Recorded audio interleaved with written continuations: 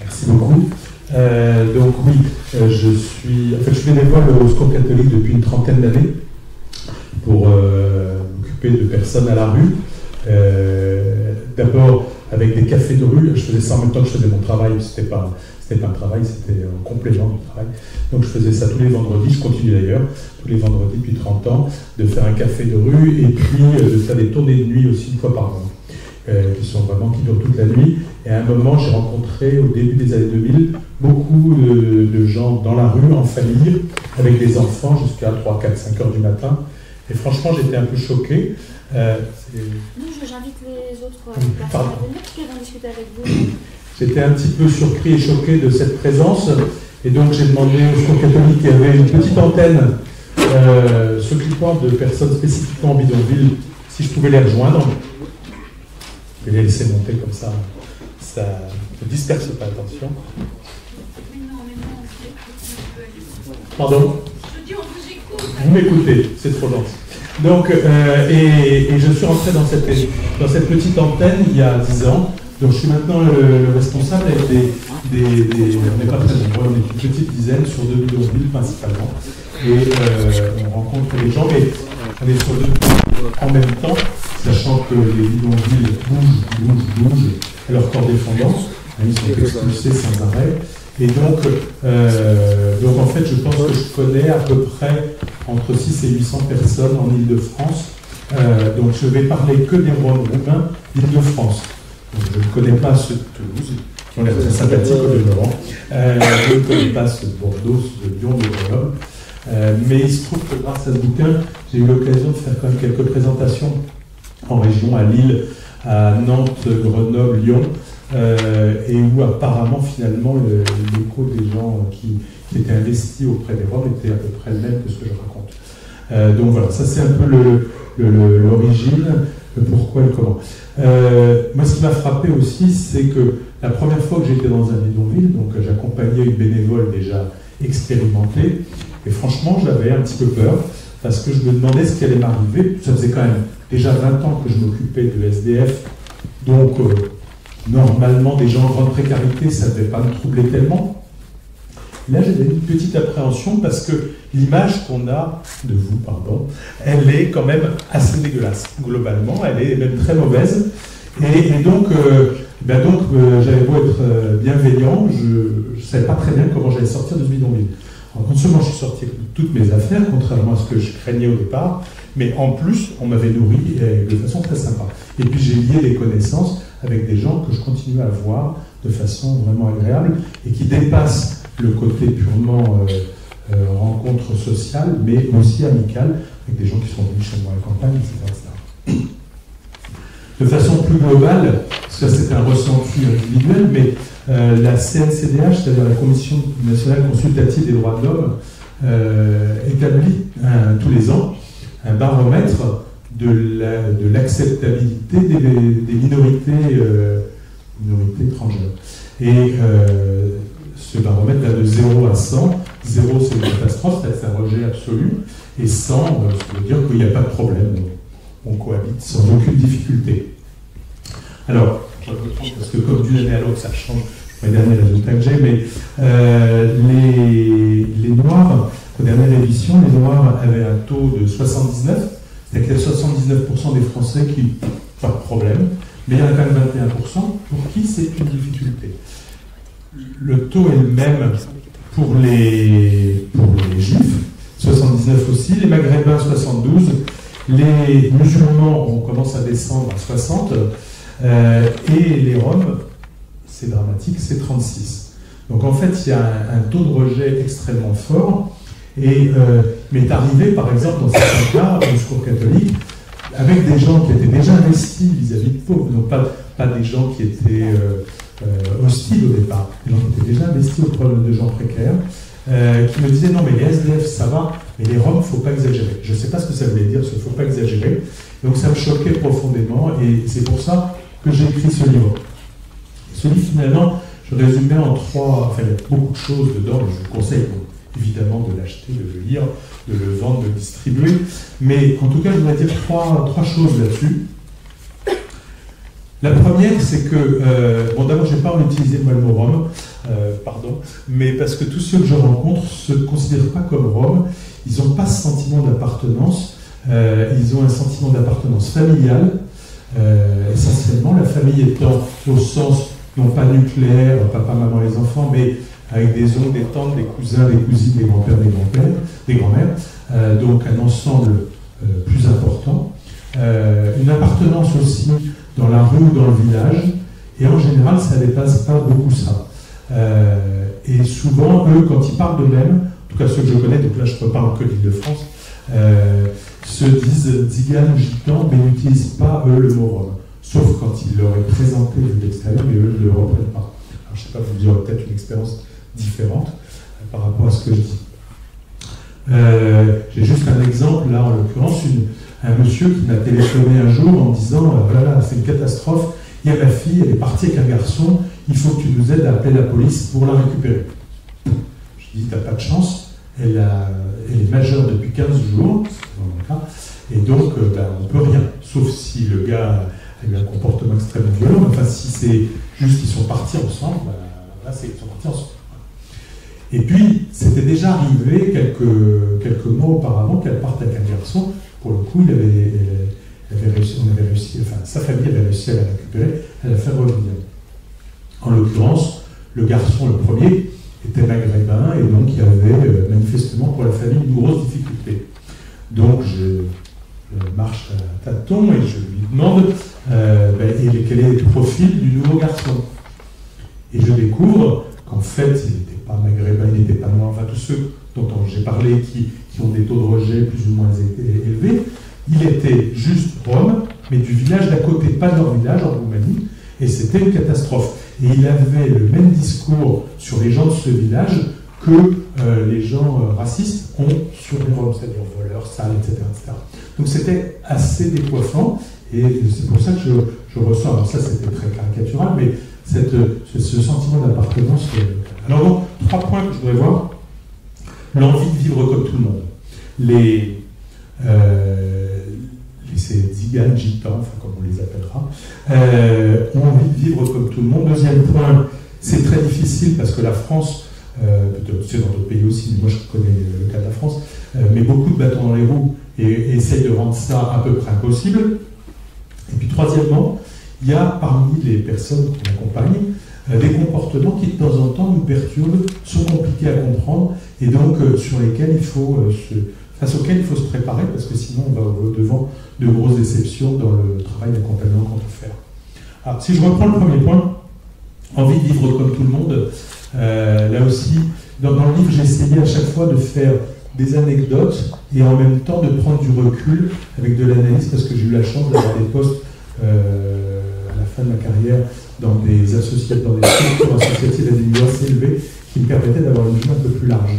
Et donc d'alterner vision de terrain et vision plus globale. Donc, oui. Je ne comprends pas comment vous définissez un roman, en fait. Mais je ne le définis pas, moi. Alors je laisserai Madame Tirard le faire, parce qu'en fait, moi, je ne le définis pas. C'est plutôt... j'ai fait une comparaison qui vaut ce qu'elle vaut, mais Sartre, dans la réflexion sur la question juive, dit c'est l'antisémite qui fait le juif. Je pense que c'est un peu la même chose.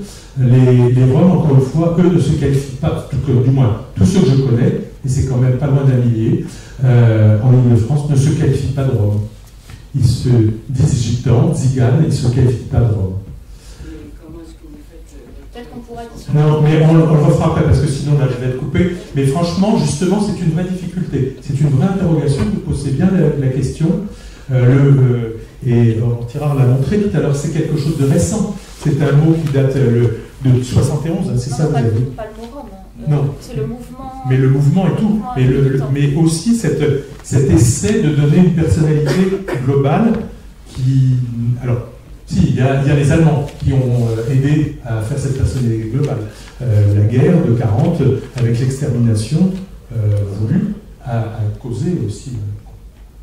Alors, je reviens sur ces gens qui sont dans des bidonvilles, enfin ceux que je connais, donc c'est des bidonvilles en Île-de-France. Leur objectif, c'est d'avoir une vie, entre guillemets, comme tout le monde. Et pas du tout de vivre dans des caravanes ou des bidonvilles toute la vie, C'est pas un choix de vie, comme disaient plusieurs d'entre eux. Le choix de vie, c'est pas de faire pipi au fond du jardin et de ne pas avoir de douche et de ne pas avoir de sanitaire. C'est pas des choix de vie, ça. C'est des contraintes, c'est pas des choix de vie. Ce qui m'avait frappé, c'est la première fois où j'ai été assisté, j'en ai vu malheureusement beaucoup d'autres, une expulsion de bidonville, c'était au Aubervilliers. Et alors ça fait un peu mauvais film ce que je vais raconter, mais on entendait les CRS qui arrivaient, ils étaient très casqués, très bottés, ça faisait vraiment un bruit qui ébranlait un peu le sol. Ils sont arrivés à peu près à 150 ou 200, et il y avait une trentaine de baraques, et donc 150 personnes à peu près. Et je vois une dame qui était sur le pas de sa porte et qui balayait. Alors elle savait très bien que dans 5 minutes, elle ne serait plus là, que la baraque serait cassée, qu'elle serait éjectée, et balayait pour que ce soit propre. Alors, ça m'a beaucoup touché parce que ça voulait dire quelque chose. Alors les baraques dans les bidonvilles, dans la plupart des cas, sont très propres et très chaleureuses. Chaleureuses dans 2 sens du terme. D'abord, il fait chaud, parce qu'ils ont la capacité à faire des poêles qui sont extrêmement efficaces, qui chauffent très très bien, presque trop. Dans certains cas, on a 24 degrés dans la chambre, il fait un peu trop chaud. Mais, et puis qu'ils les décorent avec beaucoup de tissus, de tentures, qui sont à la fois isolantes, mais qui sont en même temps sympathiques et chaleureuses. Quand certains, malheureusement pas le cas de tous, ont la chance d'avoir un logement, j'ai été dans plusieurs de ces logements, et franchement, chaque fois, j'ai vraiment envie d'y rester. Alors, bon, ça colle pas, il faut que je retourne voir ma femme, mais vraiment, c'est très agréable, c'est très chaleureux, et c'est très propre. Alors l'impression qu'on a quelquefois de saleté, c'est celle de bidonville. Bon, d'abord, la vie sans sanitaire, c'est compliqué, et en effet, ça peut induire un peu de saleté, pas tant que ça. Moi, je suis frappé aussi de voir que dans la plupart des baraques, les gens retirent leurs chaussures pour rentrer dans leur maison. Donc, du coup, le sol est propre aussi. Mais à l'intérieur du bidonville, entre les baraques, quelquefois, c'est assez sale. Mais c'est sale pourquoi? Une grande partie des gens, pas tous, ça dépend des bidonvilles, ça dépend des cas, etc., mais une bonne partie vit sa vie en récupérant de la ferraille. Récupérant de la ferraille, ils vont chercher dans la nuit des frigidaires, tout ce qu'on abandonne sur nos trottoirs, ils le rapportent chez eux, ils le cassent, ils sortent les métaux qui ont un peu de valeur et ils mettent le reste de côté. Et donc, ça crée en effet du désordre et de la cochonnerie, mais c'est très localisé et c'est au fond, il se trouve que nous à la campagne, on a un garagiste près de chez nous, la partie habitation est très bien, la partie garage, il y a de l'huile moteur et il y a des bouts de tôle, des trucs comme ça. Au fond, ça ressemblerait un peu à ça. Deuxième chose que je voulais dire, c'était difficultés causées par la France. Alors, difficultés causées par la France, je viens de parler déjà des expulsions. Les expulsions, c'est une ânerie, c'est une double ânerie, parce que d'abord, ça coûte très cher, donc c'est crétin de dépenser beaucoup d'argent, mais si cet argent dépensé est efficace dans l'objectif qu'on se donne, auquel j'adhère pas, mais qu'on se donne, enfin, que se donne du moins un certain nombre de gouvernements, c'est-à-dire ou de municipalités, de faire partir des gens qui trouvent désagréables chez eux, bon, c'est efficace. Mais c'est pas efficace parce qu'en fait, on les fait partir, puis ils vont se réinstaller un peu plus loin. Simplement, c'est donc par rapport à l'efficacité politique souhaitée, ça marche pas. Économiquement, ça marche pas parce que ça coûte très cher. Et en plus, c'est très bête parce que ça casse toute progression des gens. Quand on est dans un bidonville où on réussit à rester longtemps, tout à l'heure j'ai appris qu'un bidonville que je suis, que nous suivons, quelques-uns dans la salle, dans Paris, qui est déjà depuis 2019 et prolongé jusqu'en février 2024. On en est au troisième jugement gagné contre la mairie de Paris. Yes. Et on est content parce que du coup, on voit le résultat. C'est-à-dire qu'on voit que plusieurs familles ont quitté ce bidonville, ont des logements, ont des vrais boulots, les enfants sont à l'école, etc. Quand un bidonville ne dure que 3-4 mois, on n'arrive pas à ça. Ça se casse la figure, ça ne fonctionne pas. Et non seulement ça ne fonctionne pas, mais dans le suivant, ça ne fonctionne pas non plus, même s'il y a plus de durée, parce que les gens se disent de toute façon ça va casser. Et il y a une phrase qui est très terrible, à bidonville, les gens, quand on les voit, ils disent c'est pas quand est-ce qu'on va être expulsé, quand est-ce qu'on va être fini, c'est quand casse. Quand est-ce qu'on casse?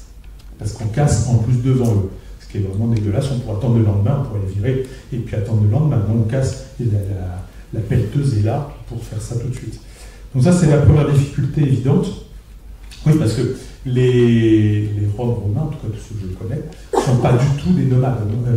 D'abord, ils ont été bloqués par l'esclavage en Roumanie pendant 4 siècles, mais même après, aujourd'hui, c'est des gens qui ne sont pas du tout nomades. Ils viennent en France pour gagner de l'argent, ils ne viennent pas pour novaliser. Ce n'est pas l'objectif dans la vie de transhumer, etc. Ils bougent parce qu'on les y oblige, mais pas par choix. Deuxième chose, je vais parler des soins, des couvertures médicales. Donc la couverture médicale passe pour les Roms, ce qui est déjà complètement illégal par l'aide médicale d'État. Elle est normalement réservée aux étrangers extra-européens, mais on a fait une espèce d'exception pour eux. Donc voilà, ils ont donc droit, en théorie, au niveau le plus bas de la protection sociale. Alors là aussi, il faut quand même vraiment dire quelque chose. Je ne connais pas votre profil, je ne connais pas votre parcours à tous, mais donc peut-être que ce que je dis, vous le savez par cœur.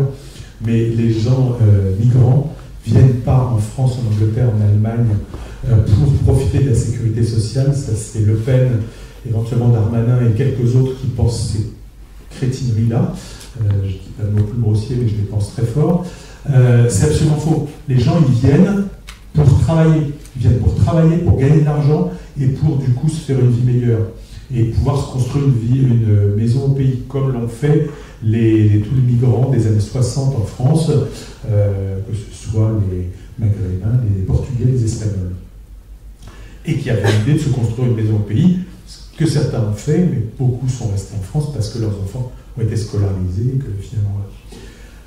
L'aide médicale d'État, donc c'est bien de plus en plus compliqué. C'est des dossiers qui sont longs, qui font entre 10 et 20 pages, avec plein de choses trappes. Donc c'est impossible à faire par quelqu'un directement concerné. Donc c'est fait par des professionnels qui sont soit des bénévoles comme nous, soit des professionnels salariés.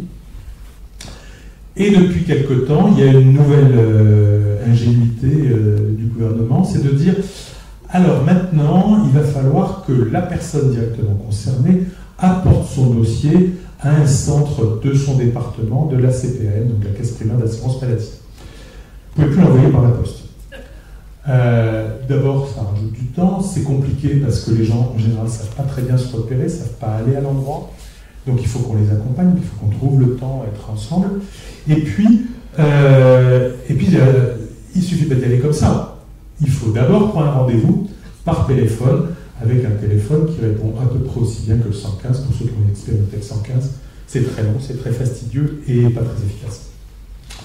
Et quand, au bout d'un certain temps, en fait, on finit par se dissocier de la personne, parce que moi je ne vais pas rester dans le bidonville pendant 2 heures juste pour téléphoner, donc à un moment, je rentre chez moi, je le fais de chez moi, et 9 fois sur 10, je tombe sur un personnage qui me dit « Ah mais non, mais attendez, mais moi, c'est M. Pétrou qui doit me parler, c'est pas vous, puisque c'est pour lui que vous faites la demande, donc il faut que vous me le passiez. » M. Pétrou ne parle pas français, donc ça ne sert à rien, mais il faut que je le passe.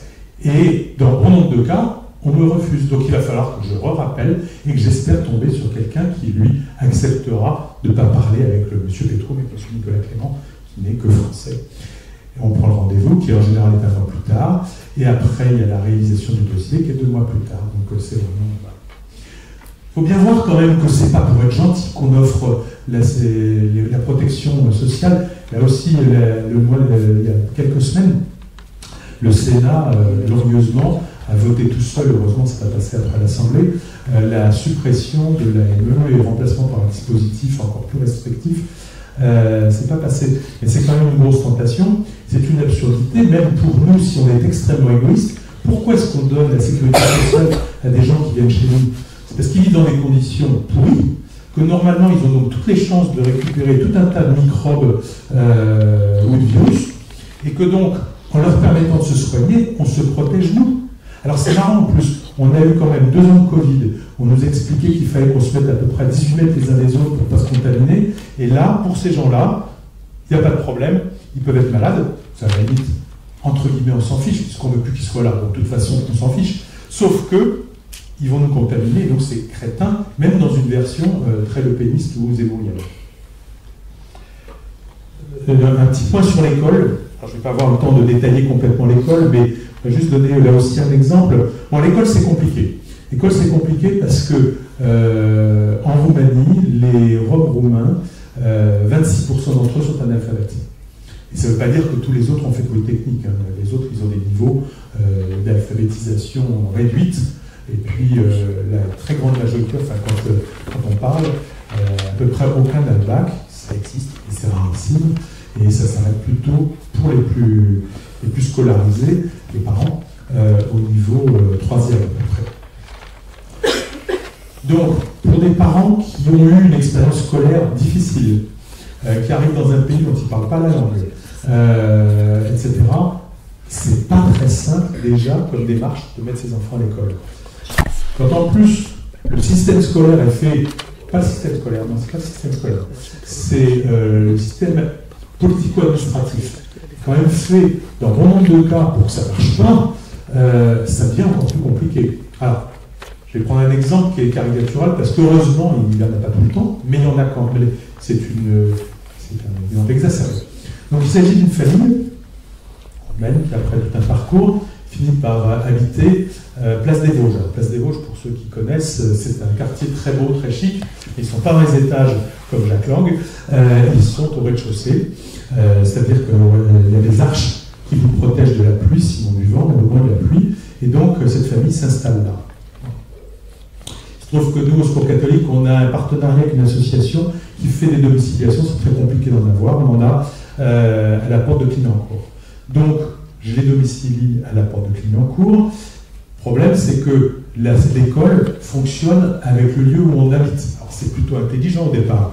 J'habite dans une rue et je vais avoir une école, surtout pour mes enfants dans le primaire, à un pâté de maison ou deux de la maison. C'est super. Là, en l'occurrence, la domiciliation, ça n'est qu'une adresse postale. Donc, ils ont une école dans le 18e. Ils n'habitent pas du tout dans le 18e. Ils acceptent quand même.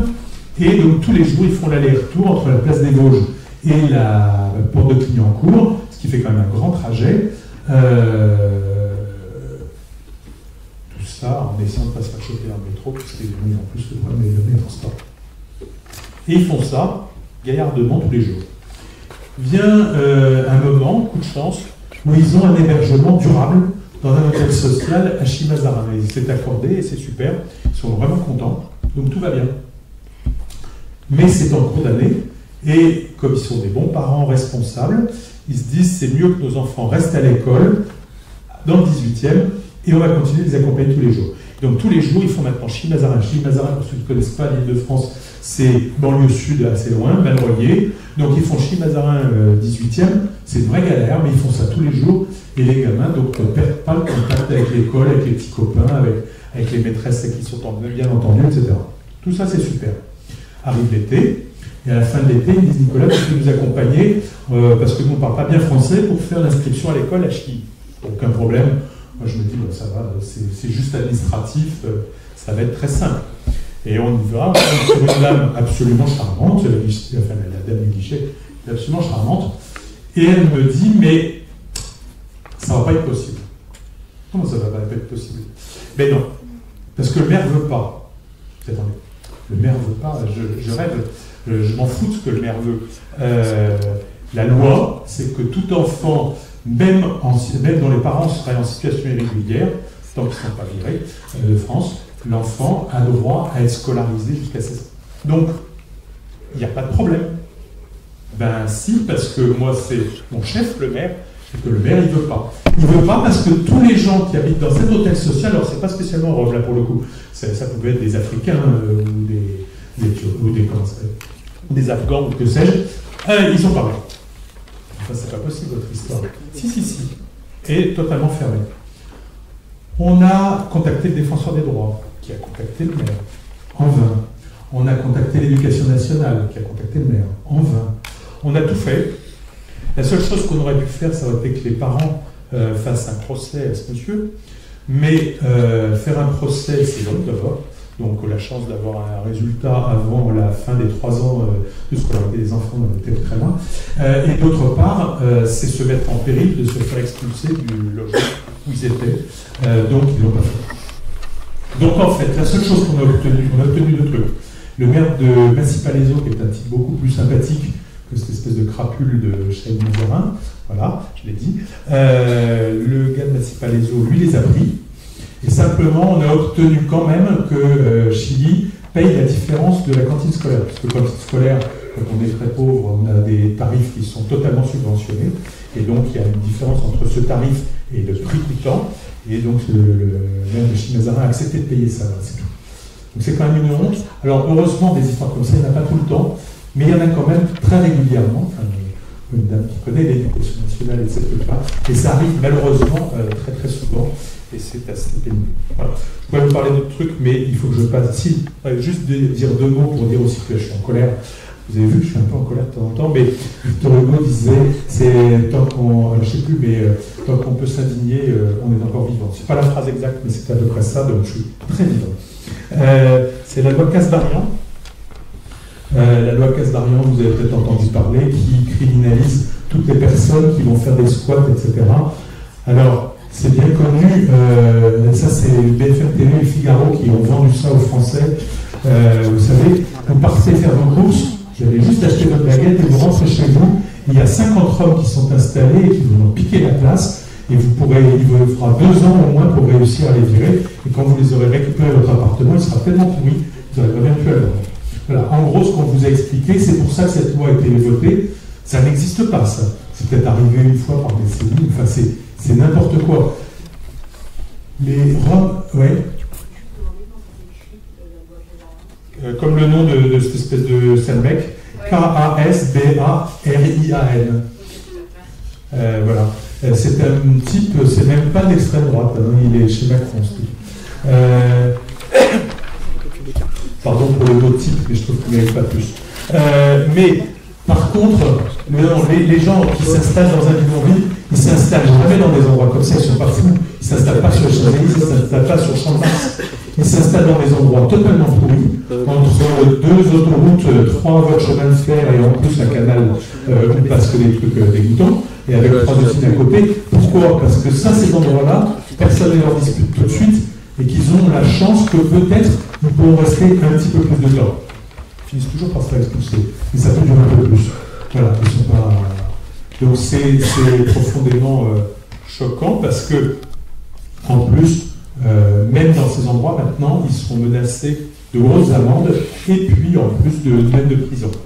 Donc merci Kasbarian et merci l'Assemblée nationale, toutes couleurs confondues. Alors, troisième point, donc je vous ai dit, premier point, l'envie de vivre comme tout le monde. Deuxième point, les difficultés très fortes rencontrées par le comportement français. Je pense qu'on trouve la même chose dans d'autres pays, enfin moi je connais que la France. Troisième point, c'est les comportements parfois incompréhensibles des personnes qu'on rencontre. Alors là, c'est vrai que quelquefois, on a des comportements qui nous surprennent.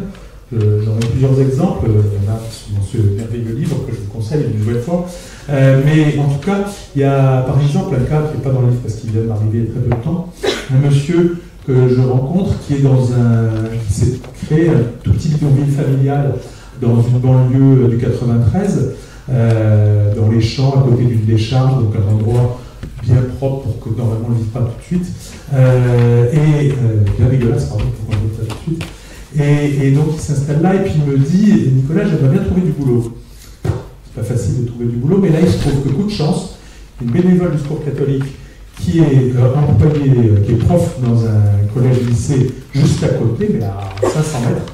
Et dans ce collège-lycée, ils ont un gros service entretien. Dans ce service entretien, ils ont besoin d'un homme de peine supplémentaire qu'ils n'avaient pas. Je lui en parle, il est partant, on y va, on fait un entretien à 4 mains et à 2 voix, et il est retenu. Donc c'est super, tout le monde est content. Il rentre chez lui, l'école me dit ça, le lendemain, donc je l'appelle, je lui dis c'est super, il dit ah oui mais il y a un problème, c'est que ma belle-mère est morte, et donc je dois repartir en Roumanie.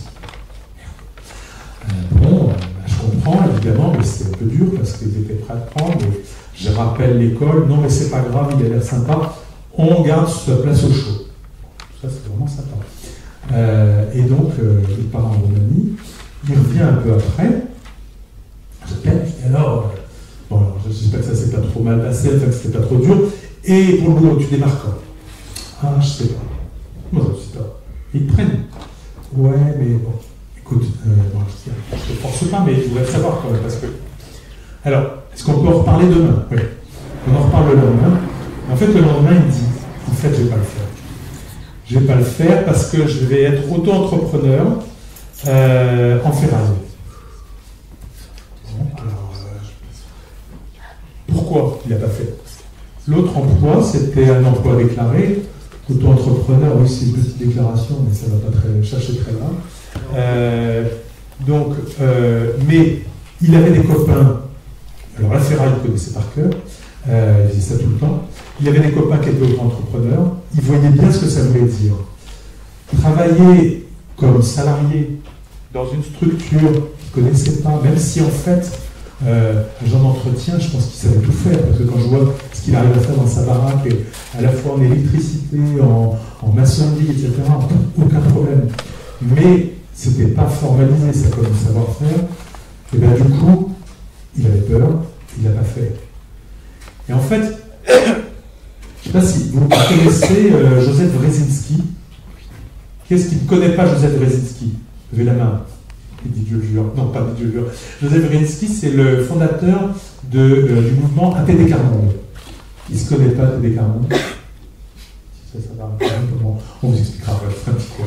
ATD Carmonde, c'est une structure qui s'occupe des gens du quart-monde, c'est-à-dire les gens les plus déshérités en France. Et le tiers-monde, c'était le pays dit à l'époque sous-développé à l'étranger. Et le quart-monde, c'est les pauvres de France.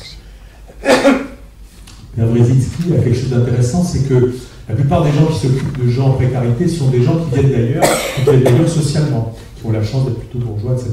L'abbé Pierre était tout à fait bourgeois. Le Wrezinski, lui, il sortait d'un bidonville. Il savait donc exactement ce que c'était.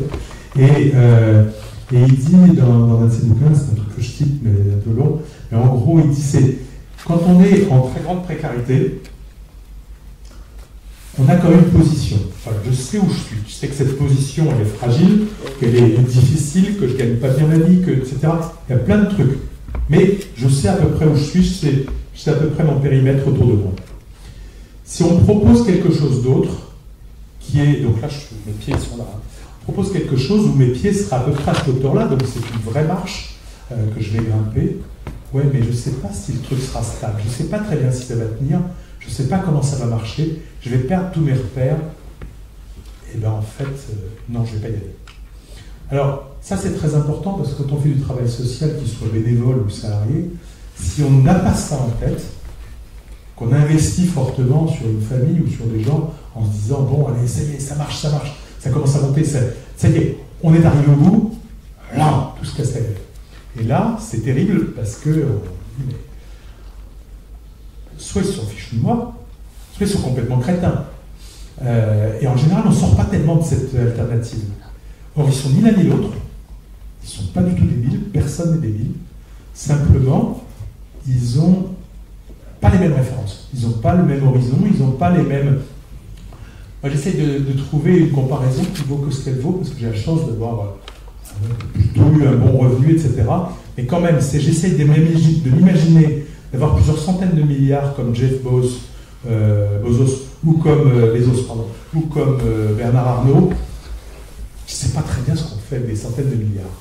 Franchement, je ne sais pas. Ben, d'une certaine façon, quand on est de plus bas d'échelle, se projeter simplement sur une vie moyenne, c'est vraiment difficile. Je vais terminer parce que je vois que c'est... On a commencé en retard, je suis dans les temps. J'ai calculé, normalement je suis dans les temps. Il me reste une seconde. Vous avez peut-être vu dans le métro, il y avait quelques années une pub pour le Secours populaire. Le Secours populaire, c'est pas le Secours catholique, mais ils sont quand même très fréquentables. Ils sont moins bien, mais c'est très fréquentable. Et donc leur pub, c'était la photo d'un enfant en noir et blanc, un enfant pauvre, vous voyez bien qu'il était un peu en rayon. Et sur son front, un post-it jaune, donc le jaune qui sortait bien sur le fond noir et blanc de la photo. Et ce post-it citait une statistique de l'OCDE qui dit quand on est dans le dernier décile de population dans un ensemble social, le dernier décile, c'est-à-dire les 10% les plus bas, qui ont le moins de revenus, pour passer juste au niveau moyen, il faut 4 générations et demie. c'est comme des statistiques, c'est une moyenne. C'est-à-dire qu'il y a des gens qui, heureusement, vont beaucoup plus vite, des gens qui n'y arrivent jamais. Mais ça donne quand même quelque chose, d'autant plus que les gens que j'accompagne ne sont pas dans le dernier décile, ils sont dans le dernier millième en général.